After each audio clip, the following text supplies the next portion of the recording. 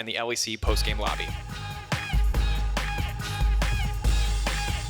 It's a banger.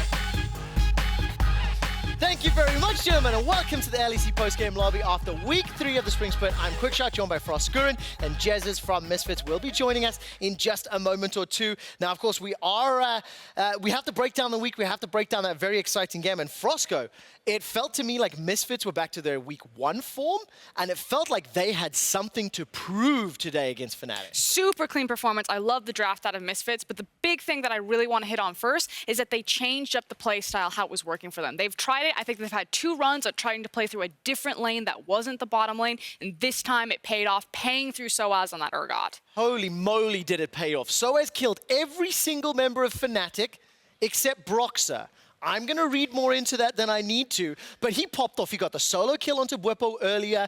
His Urgot was insane. Feathervin's LeBlanc was insane. I mean, every single member of Misfits stepped up. I'm going to say it. I felt like it was a big whoopsie from Fnatic's draft. That said, huge credit to Maxlore. So the thing is when you have an Urgot into a Sion matchup and when you have a LeBlanc into a Kassadin, you're already going to abuse that. So all you need to do is make sure that they don't get ganked and they can continue to be forward in their lanes. The fact that Maxlore created vertical jungling by taking away the red buff, by denying Broxah's jungle, meant that there was no reason for Broxah to ever go to the top side of the map, allowing Soaz and Febby to continuously punish their lanes. Yeah, he created all of the space necessary. Now, Frosco, hold that thought for just a moment. I would like to invite Jesiz to join us on PGL. Look at Fly. Congratulations. A little bit of a spring in your step there.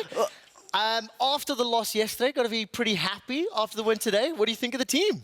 I mean, I was just really happy. We had a big talk today about yesterday. We just kind of wanted to just, get it out of our system. Reset your mental. I've heard that before. Pretty much. I mean, yeah, everyone were obviously really frustrated. Also because I don't think necessarily like we played bad, but it's just more like the fashion that we lost in. Like we were just not proactive at all, and we didn't really utilize the strength of our champions. And we just wanted to remove that bad part, the negative part, today, and just go ham basically, and just like everyone just stepping up and being the carry.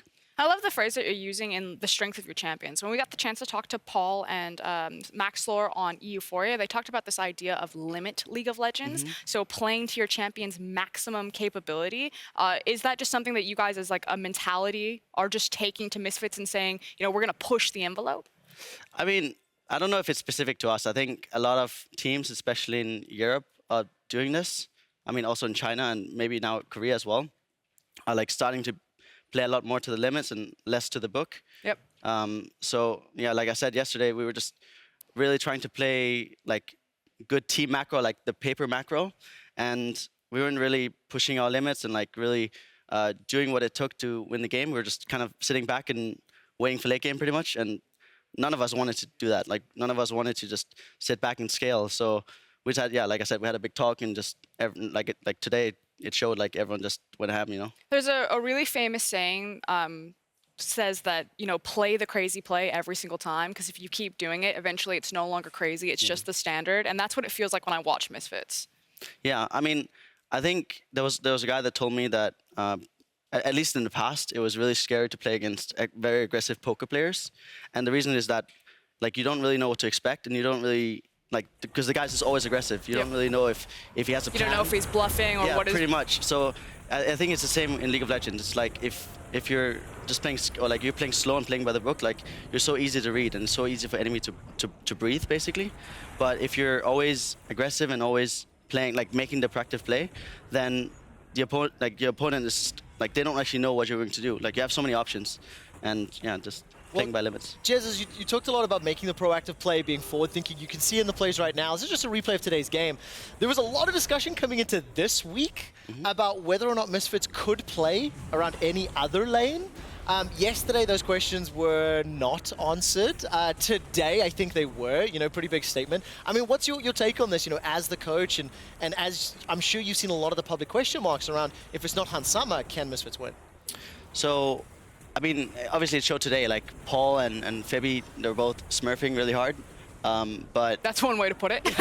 I mean, no, yesterday, I think yesterday was a really bad showing of what they're capable of, because, and like I said on social media as well, like a lot of it was on me, because I didn't come in fully prepared, and obviously just like a lot of players that need to like practice really hard in order to be really confident and feel really comfortable for game day. It's the exact same thing. Like I didn't come in prepared enough and didn't make the guys feel hyped enough or get them in the zone. So, you know, a lot of individuals on the team yesterday weren't in the zone, and yeah, just everything felt really uncomfortable.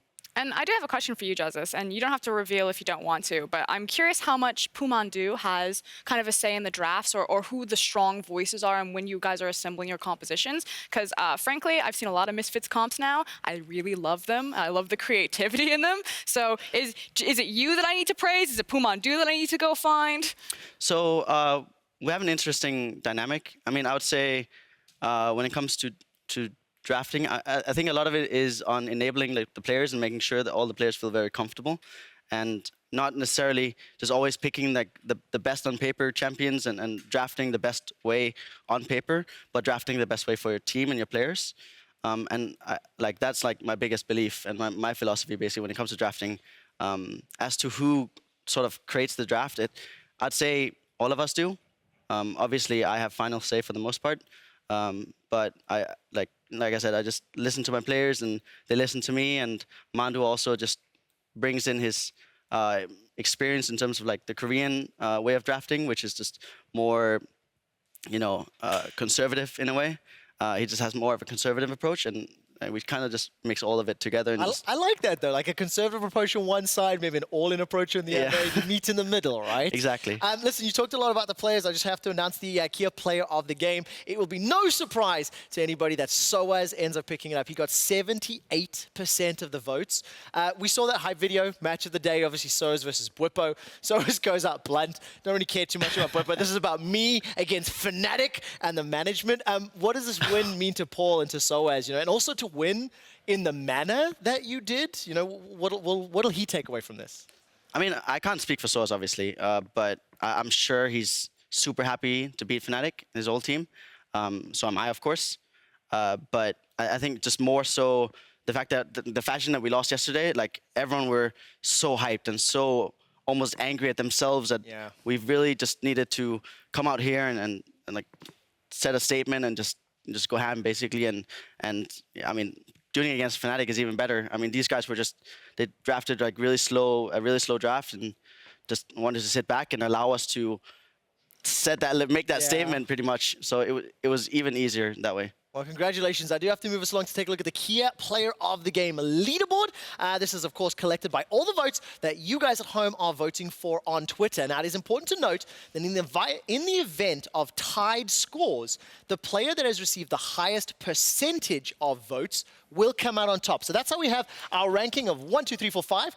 And of course, with Soaz picking up yet another PogChamp, he's sitting in 4th. Froskurinn, when you look at this top board, leaderboard, what do you think? I mean, the big thing that stands out to me is self-made. You know, SK, comparatively to the players surrounding him, SK are sitting much lower on the standings. So it just kind of speaks to how important self-made is to SK's success. The fact that every time they win, he's the guy who's getting it, and it puts him in that placement. Yeah, I'd say self-made is not just like any other rookie jungler, I'd say. Like, so good. Yeah, like when we played against him, obviously I looked through his games and I was sort of expecting, you know, this, just because I've seen a lot of like rookie junglers just come in the past and just smurf the early weeks and just be really aggressive and just have like really in the zone games. But when I watch this guy play, he's actually playing really smart and he's just overall a good jungler. Like, I don't even think it's just rookie aggression or... He's just good. He's just actually good. Yeah. That's the thing. When you go back and watch the Mad Lions, like, normally in those type of leagues, it's so differential. Like, the team with the better mechanics will just win. But how Mad Lions were winning was through their macro play.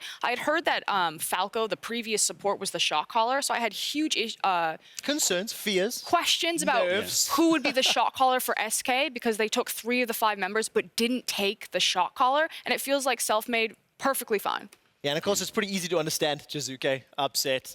You know, Caps sitting at... Always seen them. Yeah, exactly. I'm almost bored of talking about them, so I'm going to move us along. This week, obviously, we've seen Europe's best battling it out on the Rift. We've seen some of the most explosive highlights of the Spring Split yet, so we're going to take a look at some of them in our Alienware Big Plays. First up is for all you junglers out there, this is a note. Don't listen to some of the others. Summoner Spellbook might be coming for your job. It's already doing better than most LEC junglers. Check out the clip. Memento, is this the turn? Are they going to be able to take this one?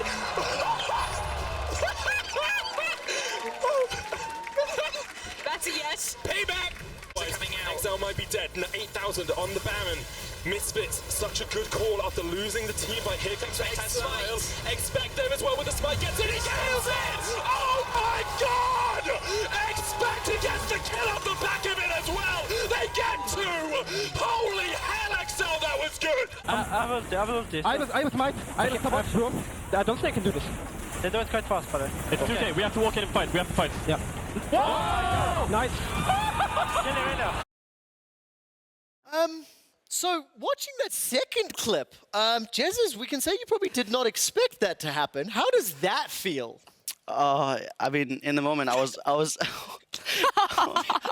whole game. I was really ready to cry just watching the entire game. But when that happened, especially the Baron steal, like I was just I just wanted to break down and just get a pillow or something, go take a shower or something because I had to cry. Like yeah. That's it. Just drop the mic, walk away. I like how it was crying in the shower. It wasn't just like I have to take a shower because it's dirty. It's like, no, I need like a tub of ice cream. I'm sitting on the floor of the shower. It's pouring down. I brought my ice cream to set earlier today. I can relate. Listen, we do have a couple more to get through though. The junglers in LEC, they aren't completely gone because Vitality's Mowgli, he showed that he gave Origin a Dragon's Rage to remember. Have the vision control at the Baron. Will they just go they're just starting it. All right, well, Cold's ultimate is down. Patrick's ultimate is down. Ooh. Sorry, that was a weird noise. Face check. Jumped on, flashes away. Black Shield keeps him safe. Mowgli! That's why you bring him into your team. The three-man kick catches Origin off guard, and Vitality come out massive in the fight, all off the back of Mowgli. Oh my word! Mowgli just smashed Miffy in the face. They have don't start it. They will come. They will come. No, they will come. I will go behind. No, we want to engage. Look at Seju. Look at Seju. Look at Seju. Seju. Go Malza. Go Malza. Kick. Go Morgana. She's dead. Go Malza. TP. Go. Is that Cabo? Trevor, you're throwing a lot of shade at Jesiz. Wasn't that just your boys that just got kicked in the face? I don't need that, okay? I don't need that. Deficio's broken my heart already. I don't need you piling on the hate as well. Finally, the last clip here. Fnatic's AD carry Reckless secured the first pentakill of the LEC Spring Split. This is the 7th of his career, and he might have gotten off to a slow start. It feels painful after the loss we've just seen, but the Swedish superstar's killer instinct was alive yesterday. Nemesis constantly zoning away what did, constantly dissuading him from looking for the engagement. Froskurinn, this could be the last dance. Prophet finding a good engage. Reckless locked up. Wadid buying a little bit more time, but he's just instantly deleted. Proxy bringing multiple members back. Prophet trying to find anything. Sekup's in the middle of the team, but he's just going to get taken out. Triple for Reckless. He wants a little bit more. Can he get anything else in the exchange? The Quadra. I cannot believe it. The pentakill for Reckless. He is back, ladies and gentlemen. Going on All-Star? I got Vayne. Wait. Yasu. Penta. This is Penta. Yeah, I'm giving you it.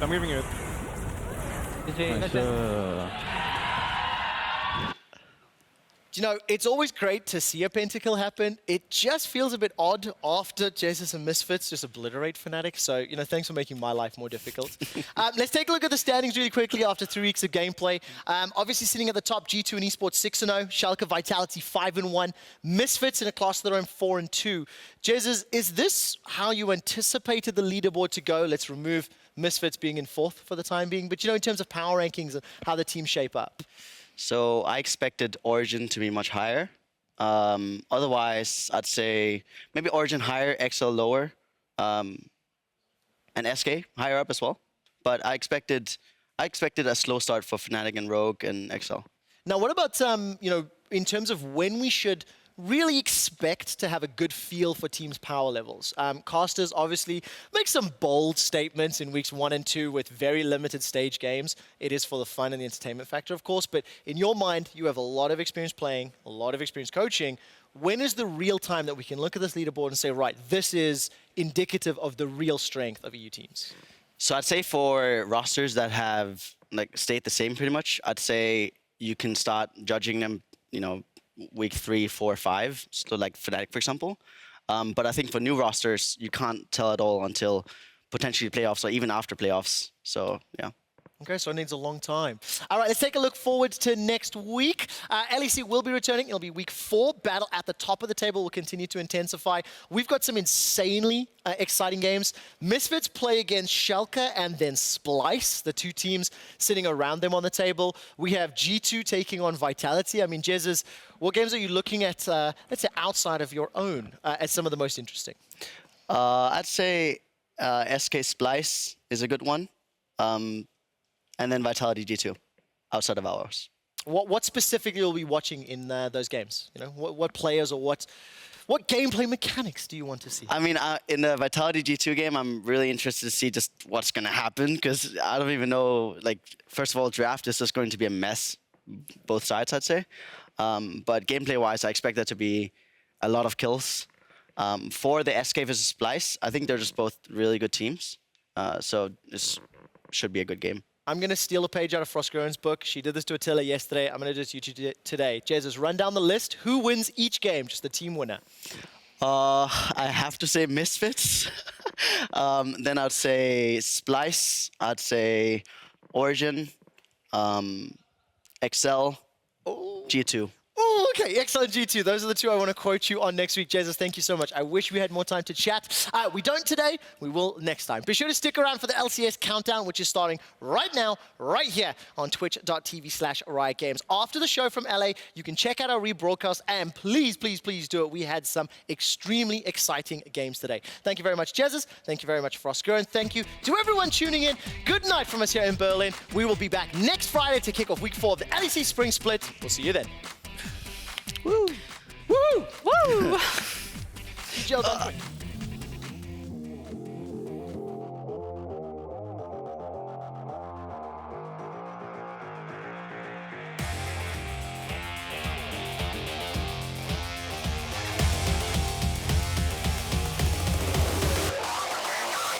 G2 on the top side of the map, and he jumps straight onto Cersei. Holy moly, that's a lot of damage, but the World Ender comes out just in time. Not going to get too much regeneration from that, but it does land the shock blast. Humanoid very, very low. There's the shield onto him, but a great stun. The knockup, Nicky had a perfect Phantom Undertow. Chachi tries to flash the wall, but he goes face plants into it, and G2 just wipe off Spice from the map. They force XL back towards their fountain, and with their 4th win in a row, Schalke solidify themselves at the top of the... I'm going to do it again, though. Their 4th win in a row. Schalke solidify themselves at the top of the LEC. And here's the fight. You talked about something. The fight starts. Premium pops the World Ender. Goes into the Resurrection. Fate's Call pulls him back.